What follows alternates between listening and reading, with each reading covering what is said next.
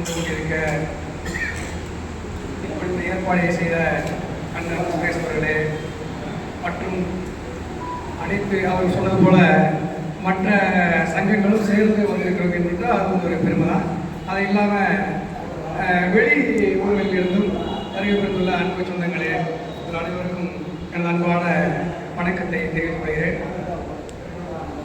ஜாதி அப்படின்னு சொல்லி அந்த அம்மா அவங்க சொல்லியிருக்காங்க, தெளிவாக சொல்லியிருக்காங்க. பர்டிகுலராக ஜாதி சொல்லியிருக்காங்க. ஜாதினா என்ன?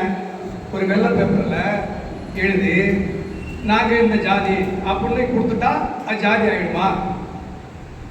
ரத்தத்தில் ஊறி உணர்வோட ஆதி காலத்துல இருந்து நம்ம எல்லாருமே ஒரே ஜாதியா இருக்கிறோம். அது அந்த அவங்களுக்கு தெரியல.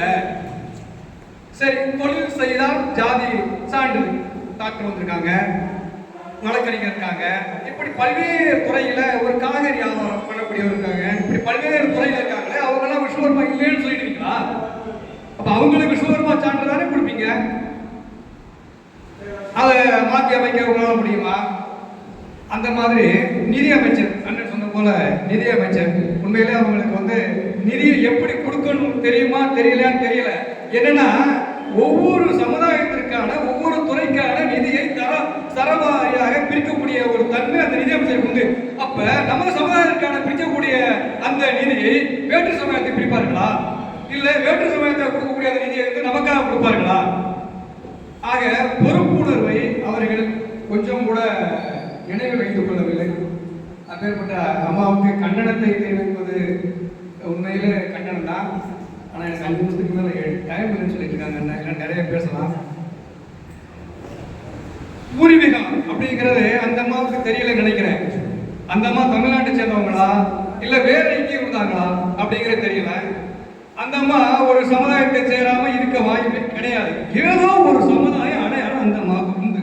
அந்த அம்மாவுடைய சமுதாய அடையாளத்தை இன்னொருவருக்கு விட்டு கொடுக்க தயாரா உண்டா? யாராவது கேட்போமா? நான் கேட்கிறேன். அந்த அம்மாவுடைய சமுதாயத்தை வேற ஒருவருக்கு விட்டு கொடுக்க தயாரா? ஏற்கனவே நமது தமிழ்நாட்டில் பார்த்தீங்கன்னா தேவர்களோட சமுதாயம் சொல்லிட்டு ஒருத்தர இடைப்பட்ட காலகட்டத்தில் அறிவிச்சிருக்காங்க. அவர்கள் ஏற்கனவே அவர்கள் பிஎல் சமுதாயம், அதாவது பல்லர் சமுதாயம், அவர்களை தேவர்குல வேளாளர்கள் என்ற பட்டத்தை கொடுத்திருக்கார்கள்.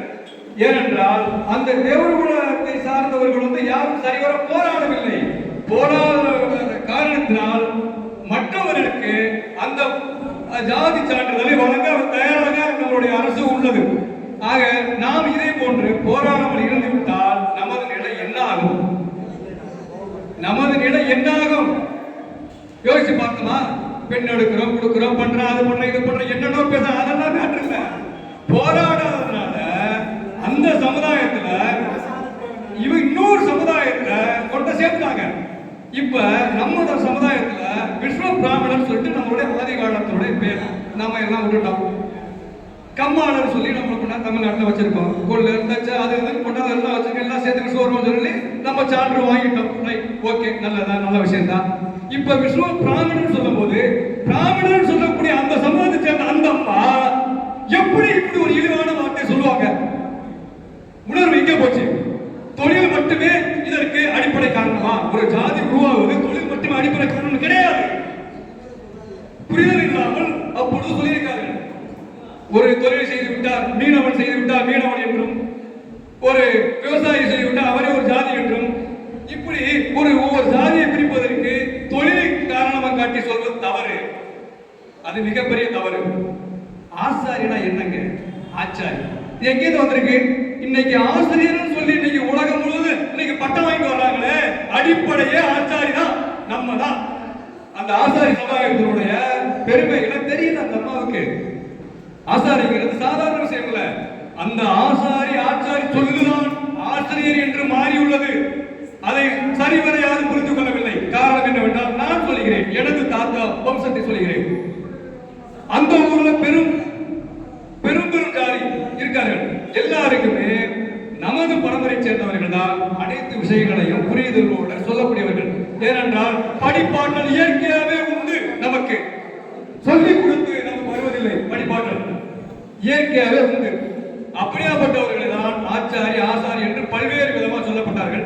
அதனால் ஆசிரியர் என்று இன்றைய பட்டத்தோடு அனைவரும் பயன் அடிப்படை ஆசிரியருக்கான அடிப்படை நாம் தான். இப்படி வேகத்தோடும் என்னை விட சிறப்பாக பேசி அமர்ந்திருக்க அன்பு சொந்தங்களே, எனக்கு ஒதுக்கிய நேரம் குறைவாக இருப்பதால் அனைவருக்கும் நன்றி கூறி விடைபெறுகிறேன்.